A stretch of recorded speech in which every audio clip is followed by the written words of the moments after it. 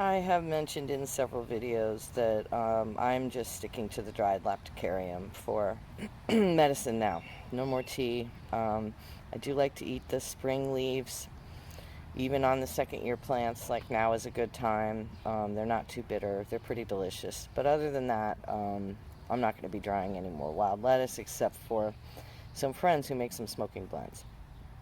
So I've got another friend who recently tried the wild lettuce or the lactucarium from last year. Helped her out a lot. I'd like to find a better way to take it, so I made pastilles. They're ugly. You can see them right there. This is the dried lactucarium that I made them with. So, those can be swallowed, and they don't taste as bad, and they don't scratch your throat the way the lactucarium does. And I think that grinding it into a powder, which is what I did first, actually makes the absorption faster.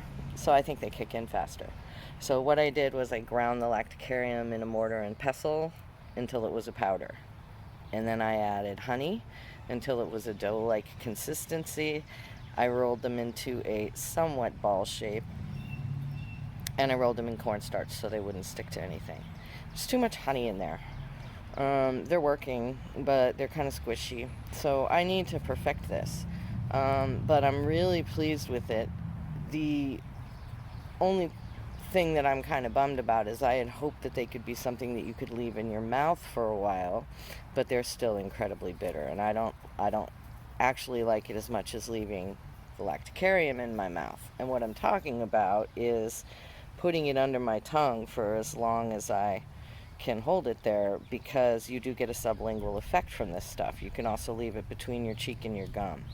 Sometimes I even chew it once it's dissolved quite a bit, because it's just a natural gum, and then I'll swallow it. So I do both. Whenever I take the lactucarium, I also put some under my tongue. So I'm probably going to continue to do that, which means I'm going to keep it in the raw state. I'm going to do more experimenting with this because I still have a ton from last year. I take akawama tincture when my pain is at its worst, and I think I'm going to try a version where I do half akawama ground seed and half of the lactucarium powder, and I need to use less honey, so that there is less of a soft consistency and they harden up a little bit. So that's that on the beta version of the lactucarium pastilles.